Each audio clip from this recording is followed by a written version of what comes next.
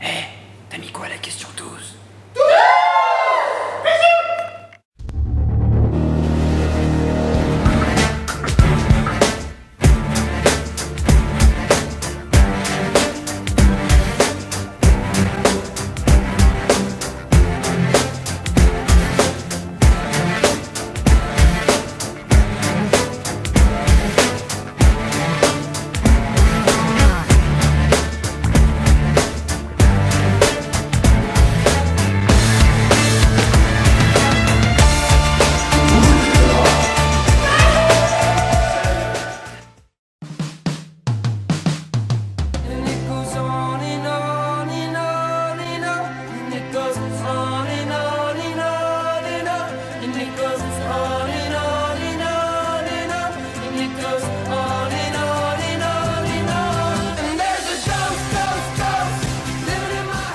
Salut tout le monde et bienvenue dans ce nouvel épisode des Studios Tuto où nous allons aborder des notions en rapport avec le pH sanguin.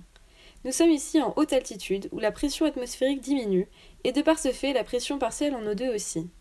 Cette dernière se retrouve alors inférieure à la normale et provoque donc une hypoxémie. Cette situation a pour conséquence une hyperventilation afin de pallier au manque d'oxygène. L'hyperventilation entraîne alors une hypocapnie, soit une pression partielle en CO2 inférieure à la normale. L'organisme sera alors en alcalose, ce qui correspond à un pH sanguin supérieur à 7,42. Pour compenser ce déséquilibre acido-basique, l'organisme augmentera sa sécrétion de bicarbonate, ayant un caractère basique. Il s'agit d'une compensation dite métabolique. Sur le diagramme de Davenport qui peut être représenté de la manière suivante, on devrait donc se situer dans la partie colorée en rouge en bas à droite.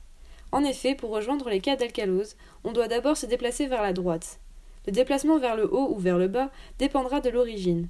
Ici, l'alcalose est dite respiratoire car elle provenait d'une pression partielle en CO2 trop faible, ayant pour conséquence une diminution de la concentration en bicarbonate.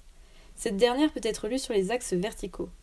Par exemple, si nous prenons le cas d'une alcalose à 7,50, nous nous situerons ici et nous pourrons constater que les bicarbonates sont inférieurs à 22 mm de mercure.